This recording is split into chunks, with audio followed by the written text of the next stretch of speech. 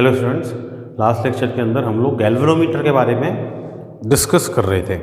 ठीक है, हम ये कह रहे थे कि भाई जो गैल्वेनोमीटर है वो टॉर्क के प्रिंसिपल में वर्क करता है और टू टाइप का हमने पढ़ा था, एक तो मूविंग कॉइल गैल्वेनोमीटर और एक मूविंग मैग्नेट गैल्वेनोमीटर। ठीक है, अब मूविंग कॉइल गैल्वेनोमीटर जो था वो टू टाइप का होता था। First was suspended coil galvanometer and second was pivoted coil galvanometer.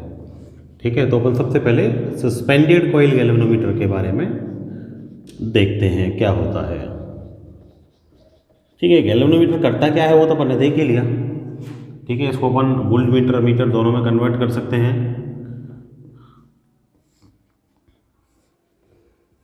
देखो, सस्पेंडेड कॉइल गैल्वेनोमीटर की सबसे पहले अपन कंस्ट्रक्शन देखें। डायग्राम इसका, इसके अंदर क्या होता है कि एक कॉपर की कॉइल होती है।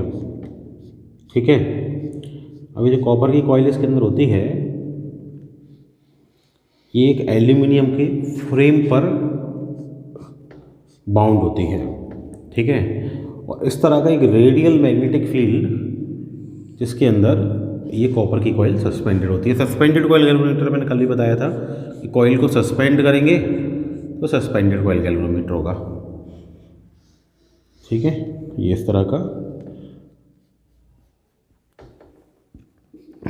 लेड एन पोल हो गया, ऐसे इधर की साइड।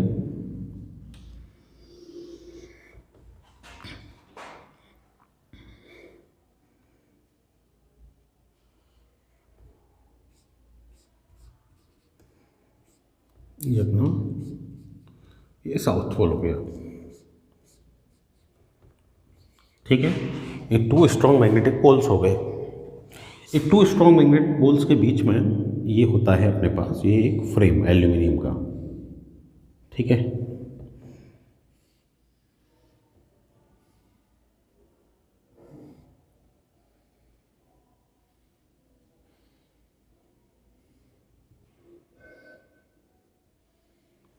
ये जो एल्यूमिनियम का फ्रेम होता है इसके अंदर एक सॉफ्ट आयरन का कोर रखा हुआ होता है।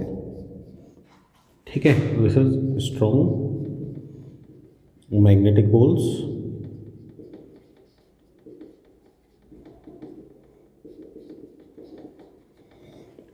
ठीक है, ये मेरा क्या हो गया, एल्यूमिनियम फ्रेम हो गया। ठीक है, और अपना ये अंदर क्या है, इसके सॉफ्ट आयरन का कोर है।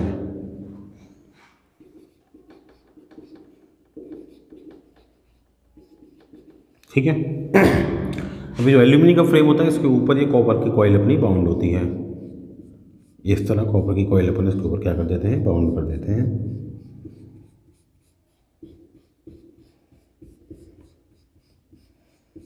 ऐसे।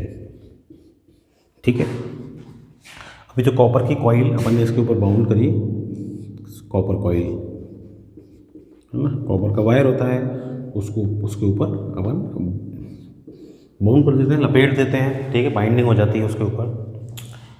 अब ये जो कॉइल होती है इस कॉइल को अपन एक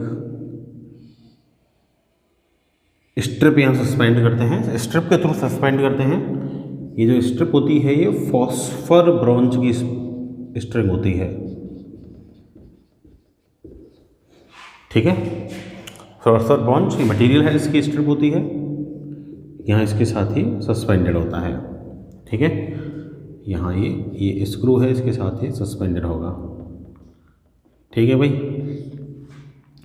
इधर की इसका कनेक्शन ये दूसरे स्क्रू के पास जाता है, जहाँ से अपन ये कनेक्शन बाहर ले सकते हैं एक। ठीक है, ये जो अपना फॉस्फर ब्रॉन्ज की स्ट्रिप है ये है ना, इस स्ट्रिप पे यहाँ एक मिरर लगा होता है, कॉनकेव मिरर। यूज क्या है वो भी अपन डिस्कस करेंगे। इसके ऊपर यहाँ लगा हुआ है एक कॉनकेव मिरर। ठीक है, अब ये जो कॉनकेव मिरर है, ये जो अपनी कॉइल है इस कॉइल का जो डाउन साइड वाला एंड है इसके साथ एक यहाँ स्प्रिंग अटैच होती है, ठीक है, फॉस्फोरस ब्रॉन्ज की स्प्रिंग है, ठीक है, स्प्रिंग के साथ यहाँ अटैच होता है और इस स्प्रिंग का जो सेकंड एंड है यहाँ फिर एक ये स्क्रू के साथ, ठीक है। तो अपन को जैसे कनेक्शन करना है, कहीं करंट मेजर करना है तो वो अपन यहाँ इन दो एंड्स के बीच में कनेक्शन दे देते हैं, ठीक है, ये कनेक्शन देते हैं यहाँ अपन एक्सटर्नल कनेक्शन, ठीक है, यहाँ भी कनेक्शन देखते हैं, ठीक है। अभी जो मेरे को अरेंजमेंट दिख रहा है ना, ये मेरा सस्पेंडेड कॉइल गैल्वेनोमीटर का अरेंजमेंट है, ठीक है। अब इसमें देखो क्या हो रहा है कि कुछ चीज़ें हैं, देखो जो मेरे को कंस्ट्रक्शन दिख रहा है, जो चीज़ें दिख रही हैं वो तो है ही, लेकिन इसमें कुछ स्पेसिफिक चीज़ें भी हैं, ठीक है, जो क्वेश्चन अराइज कर रही हैं। सबसे पहले तो क्या है कि देखो इसके अंदर अपन ने जो मैग्नेट ली है ना, मैग्नेट अपन ने सर्कुलर फॉर्म में ली है, रेडियल मैग्नेटिक फील्ड लगाई है मैंने। रेडियल मैग्नेटिक फील्ड लगाने का रीज़न क्या है कि अपन क्या है कि जब अपन ने टॉर्क का प्रिंसिपल पढ़ा तो ऐसे मेरी मैग्नेटिक फील्ड होती थी, ठीक है, मैं इस तरह अपने लूप को रखता था, ठीक है। तो जो मैग्नेटिक फील्ड है वो मैक्सिमम कब लगती थी, जब उसके परपेंडिकुलर होता था वो, ठीक है, सॉरी डायरेक्शन परपेंडिकुलर होती थी तब मैक्सिमम टॉर्क लगता था, ठीक है। तो यहाँ पे मेरे को क्या करना है, टॉर्क ही अप्लाई करना है, टॉर्क के थ्रू मेरी ये कॉइल मूव करेगी तो मैक्सिमम टॉर्क लगता रहे। उसके लिए जो मेरी मैग्नेटिक फील्ड है वो कैसी होनी चाहिए, इसके एरिया के परपेंडिकुलर होनी चाहिए। तो यहाँ क्या होगा कि मान लो मैं सीधा रख दूँ, कॉइल रोटेट कर जाए किसी एंगल पे, तो क्या होगा, टॉर्क की वैल्यू चेंज हो जाएगी, तो टॉर्क की वैल्यू कांस्टेंट रहेगी। इसके लिए मैंने क्या किया, मैग्नेटिक फील्ड ऐसे रेडियल रख दी, तो कोई ना कोई पोर्शन तो हमेशा ही किसी भी एंगल पे मेरी कॉइल रहे, कोई ना कोई पोर्शन तो कैसा रहेगा, परपेंडिकुलर रहेगा ही, ठीक है। तो मैग्नेटिक फील्ड को हर एक पोजीशन में परपेंडिकुलर रखने के लिए मैंने कैसी मैग्नेटिक फील्ड लगाई है, रेडियल मैग्नेटिक फील्ड लगाई है, ठीक है। इसके अलावा देखो मैंने अंदर एक सॉफ्ट आयरन का कोर रखा है। सॉफ्ट आयरन का कोर क्या करता है, सॉफ्ट आयरन जो है ना वो एक्चुअली में एक फेरोमैग्नेटिक मटेरियल है। अभी क्या है, अपन मैग्नेटिक मटेरियल पढ़ेंगे नेक्स्ट चैप्टर के अंदर। फेरोमैग्नेटिक मटेरियल क्या करते हैं कि जो मैग्नेटिक फील्ड लाइंस होती हैं ना उनको अट्रैक्ट करते हैं। तो क्या होगा कि भाई यहाँ से मैग्नेटिक फील्ड लाइन नॉर्थ से साउथ पे जा रही होगी, यहाँ से मैग्नेटिक फील्ड लाइन नॉर्थ से साउथ पे जा रही होगी, मतलब मैग्नेटिक फील्ड होगी इस पूरे एरिया में। तो ये मैक्सिमम मैग्नेटिक फील्ड को क्या कर लेगा, अट्रैक्ट कर लेगा सॉफ्ट आयरन, ठीक है। तो मैक्सिमम मैग्नेटिक फील्ड लाइंस कहाँ से पास होंगी, इस फ्रेम से, फ्रेम मतलब इस कॉपर की कॉइल से पास होंगी। मतलब एक तरीके से अपना सॉफ्ट आयरन का जो कोर है वो मैग्नेटिक फील्ड को क्या बना रहा है, कॉपर के अंदर, कॉपर कॉइल के अंदर स्ट्रॉन्ग बना रहा है। इसलिए मैंने क्या यूज़ किया है, सॉफ्ट आयरन का कोर यूज़ किया है, ठीक है। इसके अलावा देखो क्या है, अपन ने यहाँ फॉस्फर ब्रॉन्ज की स्ट्रिप यूज़ की है, और कोई मेटल यूज़ जो नहीं करी, क्योंकि अभी क्या होगा जो अपन इसका मैथमेटिकल कैलकुलेशन देखेंगे ना, तो देखो ये जो कॉइल है ना इसके अंदर टॉर्क जनरेट होगा, है ना, किससे, मैग्नेटिक फील्ड से मूव करेगी, ठीक है। इसको बैलेंस करने के लिए, इक्विलिब्रियम करने के लिए क्या होगा कि ये जो स्ट्रिप है ना, भाई जब ये कॉइल मान लो ऐसे मूव करेगी तो ऊपर जो स्ट्रिप लगी हुई है, ये कॉइल मूव कर रही है, नीचे कॉइल है, ये स्ट्रिप है, तो इसमें भी क्या हो जाएगी, ट्विस्ट हो जाएगी ये कॉइल, सॉरी स्ट्रिप जो है ट्विस्ट हो जाएगी। तो क्या करेगी, ये वापस अपने को रिस्टोर करना चाहेगी, तो रिस्टोर करने के लिए रिस्टोरिंग टॉर्क लगाएगी, ठीक है। तो रिस्टोरिंग टॉर्क लगाएगी तो टॉर्सन कांस्टेंट अप्लाई होगा। रिस्टोरिंग टॉर्क कितना लगता है, torque equal to C theta, last year पढ़ा था एंगुलर एसएचएम में, ठीक है। तो टॉर्सन कांस्टेंट क्या होना चाहिए, ये मटेरियल के लिए सूटेबल होना चाहिए ना। अब क्या होना चाहिए, लो या हाई, वो तो अपन फॉर्मूला से बताएंगे, ठीक है। तो ये क्या होता है कि भाई फॉस्फोर ब्रॉन्ज का जो सी की वैल्यू है वो कैसा होता है, इसके प्रिंसिपल के लिए सूटेबल होता है एकदम, ठीक है। कम ज़्यादा कितना होगा वो अभी फॉर्मूला में भी डिस्कस करेंगे, ठीक है। इसके अलावा एल्यूमिनियम का फ्रेम और लगाया है, ठीक है। अब एल्यूमिनियम का जो फ्रेम है ना वो इलेक्ट्रोमैग्नेटिक डैम्पिंग की वजह से लगाया है, ठीक है। वो क्या होती है वो अपन एसी वाले चैप्टर में पढ़ेंगे, ठीक है। अभी इसको मैं छोड़ रहा हूँ कि एल्यूमिनियम का फ्रेम क्यों लगाया, वहीं बताऊँगा, ठीक है भाई। अभी जो मेरा कंप्लीट अरेंजमेंट है, ये कंप्लीट अरेंजमेंट क्या होता है, एक वुडन बॉक्स में, लकड़ी के बॉक्स में रखा जाता है। लकड़ी के बॉक्स में रखने के बाद क्या होता है कि ये जो मिरर है ना, इसके सामने एक विंडो छोड़ी जाती है, ठीक है। इस मिरर के सामने क्या छोड़ेंगे, एक विंडो छोड़ेंगे, ठीक है। और वहाँ सामने एक सर्कुलर स्केल लगा होता है इस तरह, ठीक है। सर्कुलर स्केल लगा होता है मिरर सीधा रहेगा उस स्केल पे 0 पर रहेगा, ठीक है। उस स्केल पे क्या होते हैं, एंगल्स होते हैं। जैसे ये क्या होगा, रोटेट करेगा कॉइल, उसके साथ ही स्ट्रिप रोटेट करेगी और अब उसके साथ मिरर रोटेट कर जाएगा। मिरर पे अपन लाइट डालेंगे सामने से, वो लाइट इस मिरर से रिफ्लेक्ट होगी और सामने सर्कुलर स्केल के किसी एंगल पे जाके इंसिडेंट होगी, ठीक है। जिस एंगल पे इंसिडेंट होगी वही इसका क्या होगा, जिस एंगल पे रोटेट हुई है वो एंगल होगा। उस एंगल के थ्रू मैं क्या कर सकता हूँ, इससे करंट की वैल्यू फाइंड कर सकता हूँ। अभी जब मैं फॉर्मूला निकालूंगा तो वही एंगल मेरे यूज में आएगा, ठीक है। तो ये क्या होगा, इसकी कंस्ट्रक्शन हो गई, ठीक है।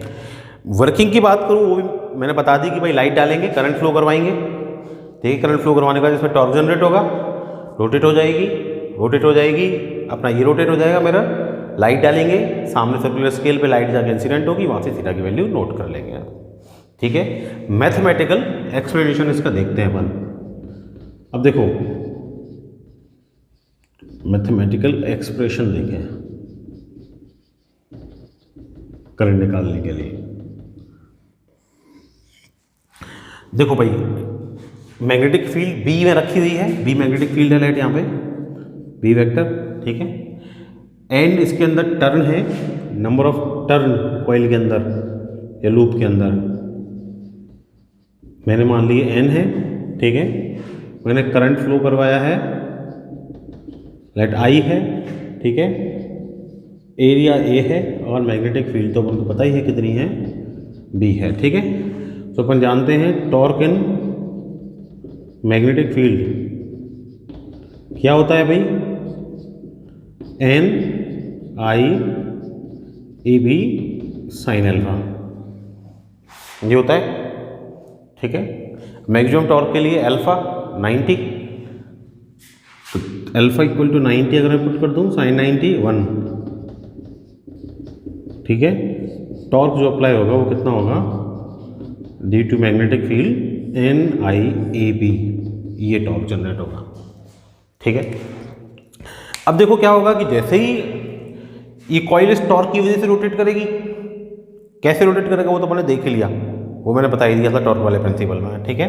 एक इधर लगेगा, एक इससे पीछे लगेगा, ये दोनों कैंसिल आउट कर देंगे, रोटेट हो जाएगा, ट्विस्ट हो जाएगी अपनी स्ट्रिप, थीटा एंगल पे लाइट रोटेट हो गई तो रीस्टोरिंग टॉर्क लगेगा स्ट्रिप में। तो जो रीस्टोरिंग टॉर्क लगेगा कितना होगा इन स्ट्रिप, टॉर डैश मान लेता हूं ना, कितना होता है माइनस का सी थीटा रीस्टोरिंग टॉर्क, ठीक है। दो चीज़ें पढ़ी थी, restoring force, restoring torque, last year S H M में। Restoring force F equal to minus K x, restoring torque, torque equal to minus का सी थीटा। इक्वेशन 2, इक्विलिब्रियम में क्या होगा, tau plus tau dash equal to 0, N I A B minus C theta equal to 0, ठीक है। तो N I A B equal to क्या हो जाएगा, सी थीटा। मुझे तो आई की वैल्यू चाहिए ना करंट की, तो करंट आई कितना हो जाएगा, सो आई इक्वल टू क्या हो जाएगा, C theta upon N A B. This will be the value of current, ठीक है। जहां पे सी कांस्टेंट है, torsional constant, N number of turn भी कांस्टेंट होंगे, एरिया भी कांस्टेंट होगा, मैग्नेटिक फील्ड भी कांस्टेंट होगी। इन सारे कांस्टेंट को मिला के कांस्टेंट के से डिनोट कर देते हैं अपन, तो आई इक्वल टू क्या हो जाएगा, के थीटा। के क्या हो गया, गैल्वेनोमीटर कांस्टेंट हो गया,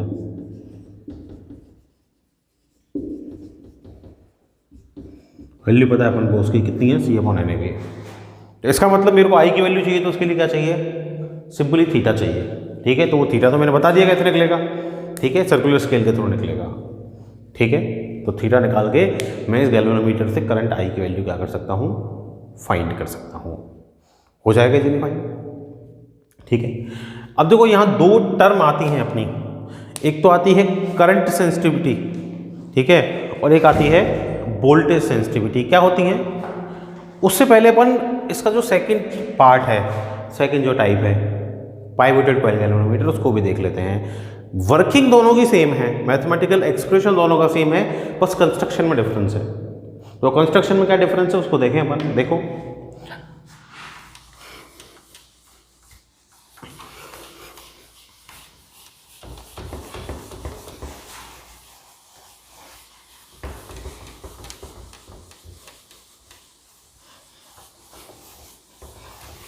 देखो पाइवोटेड कॉइल गैल्वेनोमीटर,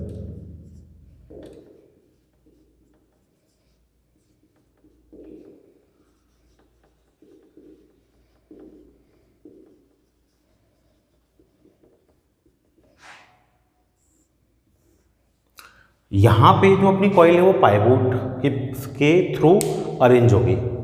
ठीक है, तो देखो मैग्नेटिक फील्ड तो उसी तरह होनी है, रेडियल मैग्नेटिक फील्ड। ठीक है, ये एन पोल और ये एस पोल तो उसी तरह रहेंगे।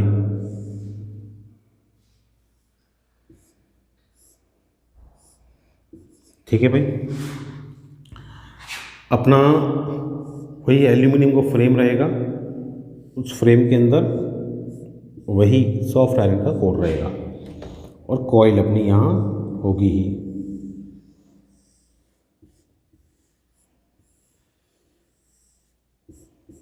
ठीक है, ये कॉइल अपनी होगी ही। अब कॉइल को अपन ऐसे सस्पेंड करने की जगह क्या करेंगे, पाइवोट्स के थ्रू अरेंज करेंगे। इसके लिए क्या करते हैं कि ऊपर और नीचे ये दो मेटल की रॉड लगाई जाती हैं। ठीक है, जो इस कॉइल के साथ अरेंज होती है, ये मेटल की रॉड्स को अरेंज किया जाता है पाइवोट्स के अंदर।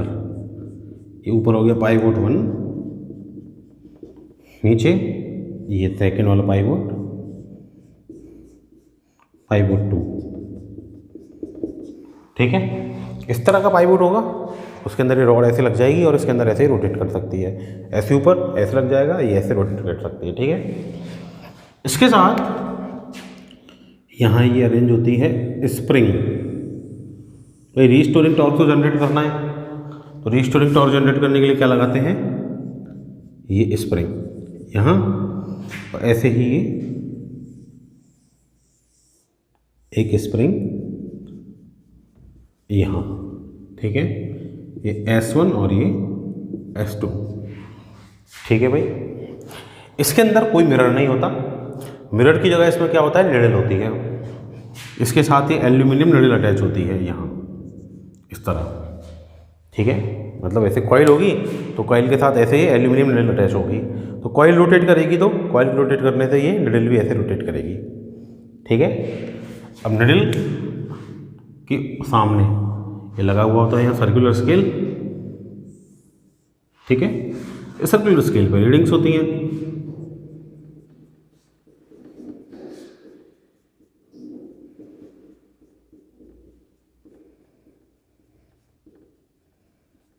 ऐसे करके, और इससे अपन को डायरेक्ट रीडिंग्स मिल जाती हैं। ठीक है, तो अपन को वैसे तो कंस्ट्रक्शन से पता चल रहा है कि भाई अच्छा कौन है, इजी टू यूज़ कौन है। इजी टू यूज़ तो यही है, पाइवोटेड कॉइल गैल्वेनोमीटर है ना। ये कैसा है, इजी टू यूज़ है। ठीक है, आराम से इसको अपन यूज़ कर सकते हैं, लेकिन ये क्या है, लेस सेंसिटिव है। सेंसिटिविटी इसकी कैसी है, लेस।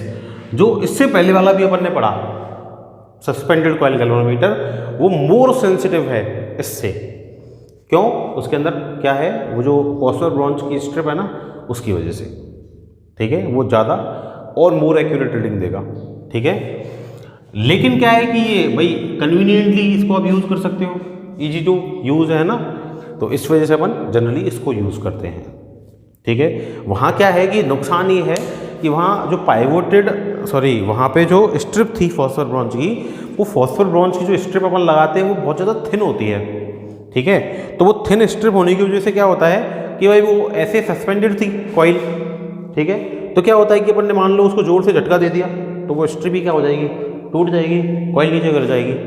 ठीक है, तो वो जल्दी टूटने का उसके अंदर अपन को खतरा होता है। तो ये इसके अंदर टूट फूट के लिए ऐसा कुछ है नहीं, तो इसलिए अपन इसको ज़्यादा यूज़ करते हैं। ठीक है, तो उसकी जगह इसको प्रायोरिटी देते हैं अपन यूज़ में। बाकी मैथमेटिकल एक्सप्रेशन वही है। ठीक है, इसमें डायरेक्ट अपनी प्रिंसिपल वही है सेम, इसमें अपन को डायरेक्ट रीडिंग्स पता चल जाएगी। ठीक है, होगा वही इक्विलिब्रियम वाला प्रिंसिपल, मैग्नेटिक फील्ड इसको रोटेट करवाएगी, टॉर्क लगेगा, स्प्रिंग वापस क्या करेंगी, रिस्टोरिंग टॉर्क लगाएगी, इक्विलिब्रियम में दोनों टॉर्क क्या होंगे, इक्वल होंगे, और जब ये बैलेंस में आ जाएगा तो मेरे को रीडिंग दे देगा। ठीक है, अब अपन टर्म की बात कर रहे थे सेंसिटिविटीज़ की। ठीक है, तो दो टर्म सेंसिटिविटी से रिलेटेड अपनी यहाँ हैं, one is current sensitivity and other is voltage sensitivity. क्या होती हैं? देखो, सेंसिटिव वर्ड से आप क्या समझते हैं? कोई डिवाइस सेंसिटिव है तो मतलब क्या?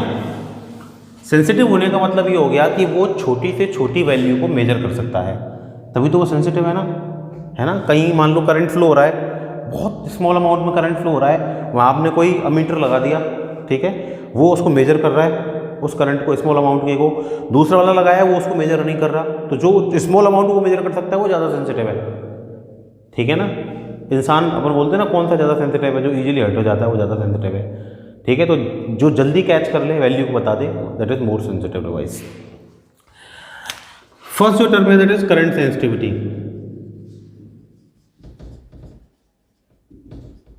करंट सेंसिटिविटी क्या होती है?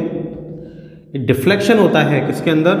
गैल्वेनोमीटर कॉइल के अंदर deflection theta for the value of unit current, ठीक है। तो यूनिट करंट के लिए जो डिफ्लेक्शन होगा ना गैल्वेनोमीटर कॉइल में, उसको क्या बोलेंगे अपन? करंट सेंसिटिविटी बोलेंगे, ठीक है। अब हमको पता है कि भाई S I equal to theta upon I क्या होता है? के थीटा होता है, और के इक्वल टू क्या होता है? थीटा थीटा तो कैंसिल आउट हो जाएगा, तो क्या बचेगा? 1 अपॉन के, और के क्या होता है? C upon N A B, ठीक है। तो करंट सेंसिटिविटी क्या हो गई? N A B upon C, ठीक है। ऐसे जो सेकंड है अपना that is voltage sensitivity.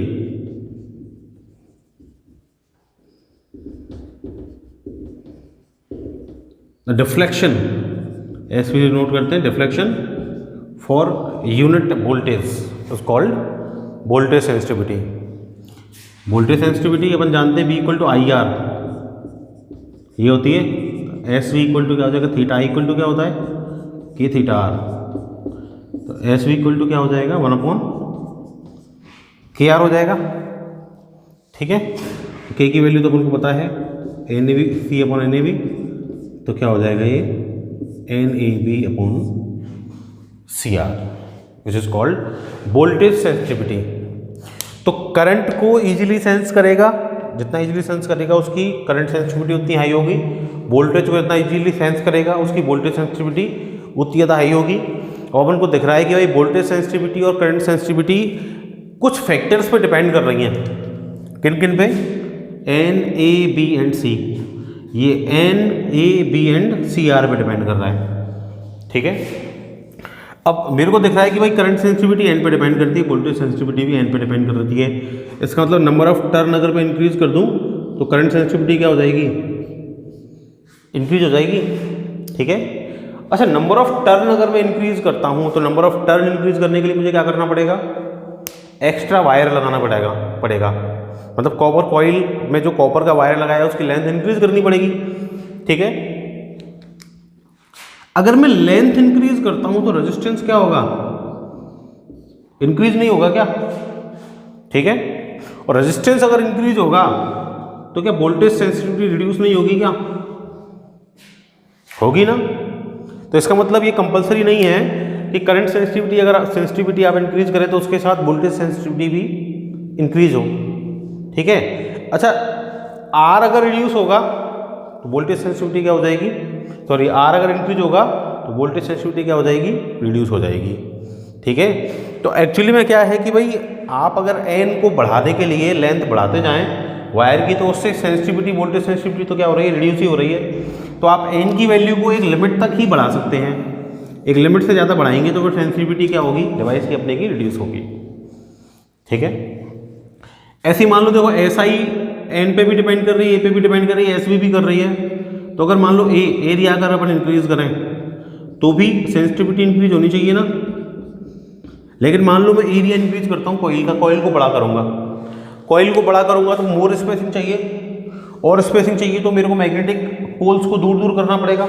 Magnetic poles को दूर दूर करूँगा तो मैग्नेटिक फील्ड की इंटेंसिटी क्या हो जाएगी? डाउन, रिड्यूस हो जाएगी। और अगर बी रिड्यूस हो गया तो बी रिड्यूस होगा तो क्या होगा? ये दोनों क्या हो जाएंगे? रिड्यूस हो जाएंगे। मतलब आप एरिया को भी एक लिमिट से ज़्यादा इंक्रीज नहीं कर सकते, ठीक है। तो फिर क्या करना है? तो फिर सिंपल तरीका ये है कि या तो आप बी को इंक्रीज कर दो, तो सेंसिटिविटी इंक्रीज हो जाएगी, और सी को रिड्यूस कर दो तो सेंसिटिविटी इंक्रीज हो जाएगी। तो सी मिनिमम रखना है तो किसका है, फॉस्फोर ब्रोंज का। इसलिए अपन ने क्या यूज़ की, फॉस्फोर ब्रोंज की स्ट्रिप यूज़ कर ली पहले ही, ठीक है। उसका सी क्या था, मिनिमम, तो उससे उसकी सेंसिटिविटी क्या होगी गैल्वेनोमीटर की, इंक्रीज हो गई, ठीक है। इसीलिए मैं कह रहा हूँ कि भाई जो सस्पेंडेड कॉइल गैल्वेनोमीटर वो क्या है, मोर सेंसिटिव है, ठीक है। बी को इंक्रीज करना है तो स्ट्रॉन्ग मैग्नेटिक फील्ड चाहिए। तो स्ट्रॉन्ग मैग्नेटिक फील्ड अपन क्या करते हैं, स्ट्रॉन्ग मैग्नेट्स यूज करते हैं, ठीक है। कोबाल्ट स्टील की मैग्नेट यूज करेंगे, ठीक है। तो इस तरह की मैग्नेट यूज करेंगे जिससे स्ट्रॉन्ग मैग्नेटिक फील्ड वहां पे बनती है, ठीक है। तो ये कुछ रीजंस हैं, ये कुछ चीजें हैं जिनसे अपन क्या कर सकते हैं, अपने गैल्वेनोमीटर की सेंसिटिविटी को इंक्रीज कर सकते हैं, ठीक है। अब यहाँ से जो पहले क्वेश्चंस हैं वो या तो सेंसिटिविटी पे आए हैं, और या फिर जो कुछ चीज़ें मैंने बताई कि भाई आपने सॉफ्ट आयरन का कोर क्यों यूज़ किया, एल्यूमिनियम का फ्रेम क्यों यूज़ किया, फॉस्फोर ब्रोंज क्यों यूज़ किया, रेडियल मैग्नेटिक फील्ड क्यों यूज़ की, इसके बेसिस पे आए हैं, ठीक है। तो उन पे थोड़ा ध्यान देंगे अपन, ठीक है। तो इट इज़ योर गैल्वेनोमीटर, ठीक है। अब बाकी गैल्वेनोमीटर को अपन अमीटर में भी कन्वर्ट कर सकते हैं, वोल्टमीटर में भी कन्वर्ट कर सकते हैं। तो कैसे करेंगे वो अपन नेक्स्ट लेक्चर के अंदर देखेंगे, ठीक है। So that's all for today, thank you.